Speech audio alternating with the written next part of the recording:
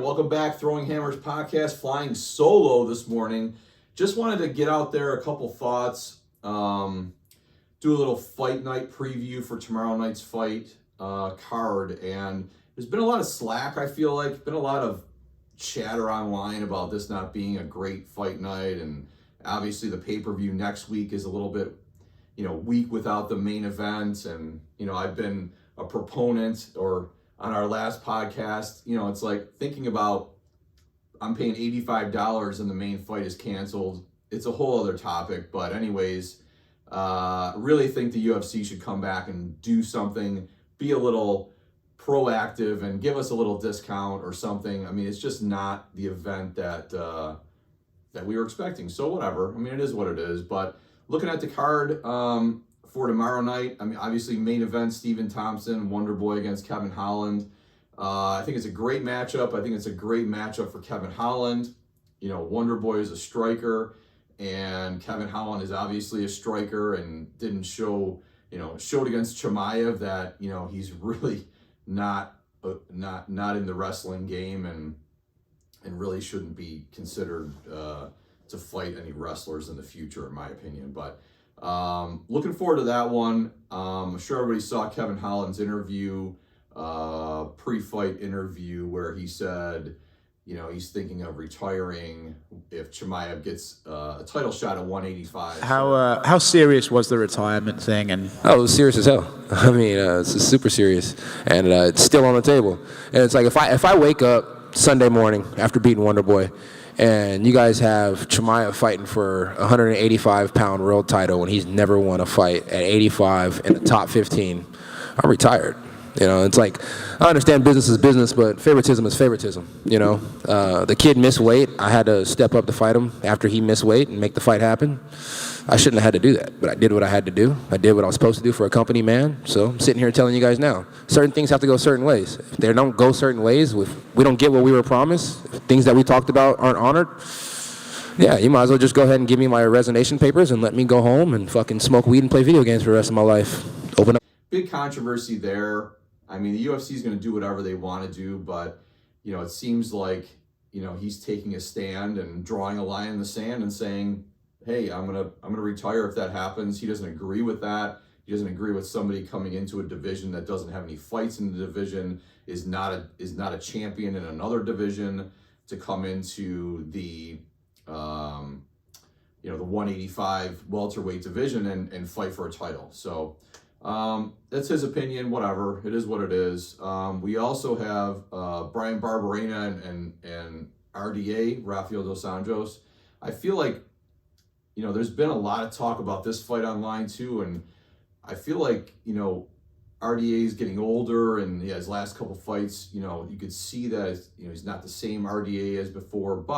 And Barberena, I mean, his fight against Robbie Lawler, I think he almost got knocked out by Lawler in the first round, but really came back to show that, he's a scrapper and took care of Lawler, and maybe he does that to RDA. I don't know. But I think it's going to be a great matchup, and looking forward to that one. So some other highlights on this card. I mean, obviously Tai Tuivasa, anytime he fights, can't wait to see what he does. I mean, I think, he showed some of his weaknesses, obviously, against Cyril Gane. But, I mean, Cyril Gane is just a freak of nature. He's just a superhero, in my opinion, and really showed that.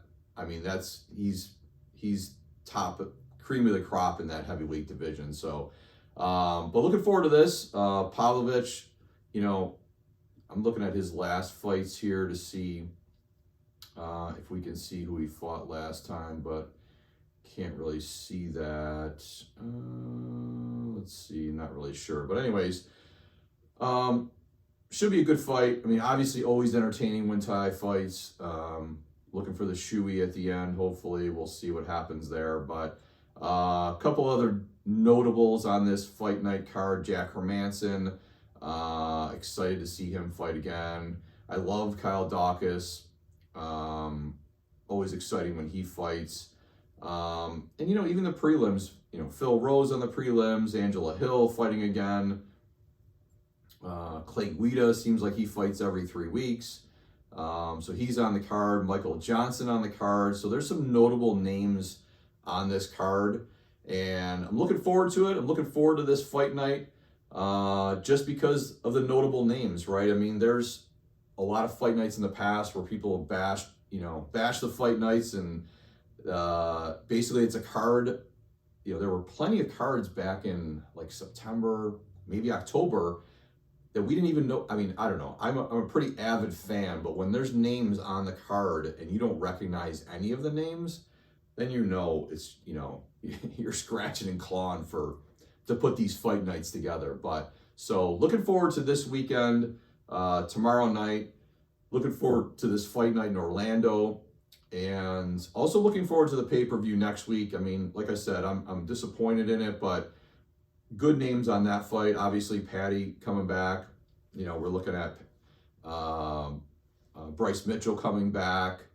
And obviously Jan is in the main event, and we're looking at, I feel like, I don't know, with Jan, there was a lot of controversy with Jan, with the main event getting canceled, and Teixeira, trying to say that, he wanted to fight Jan, but he didn't want to fight Ankalaev. So, I mean, I'm not a fighter, and I don't know how all that works, but I know the last pay-per-view, I mean, when you jumble the fights up like they did, not the last pay-per-view, but, when the chaos happened with Nate Diaz and Chimaev missing weight and all that, I mean, it was literally the 2 days before where they mixed up the card and had everybody fight different fighters.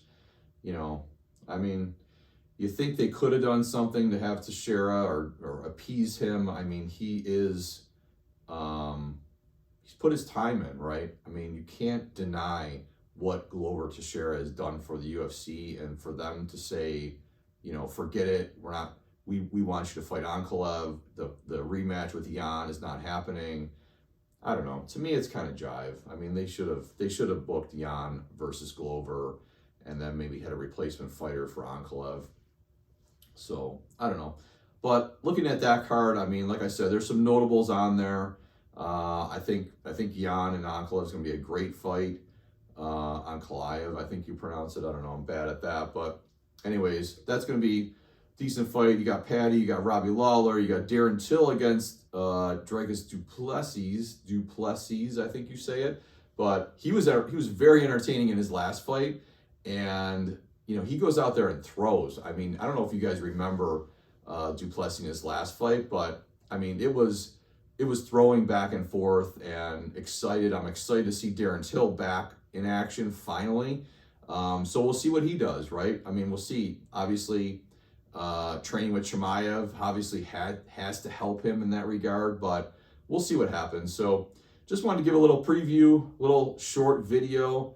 Oh, Rosenstrike's on the prelims too. I mean, Rosenstrike and Chris Daukaus, that's a great fight too for the prelims of UFC 282. So, but anyways, just wanted to give a little preview and put that out there. So have a great day, everybody.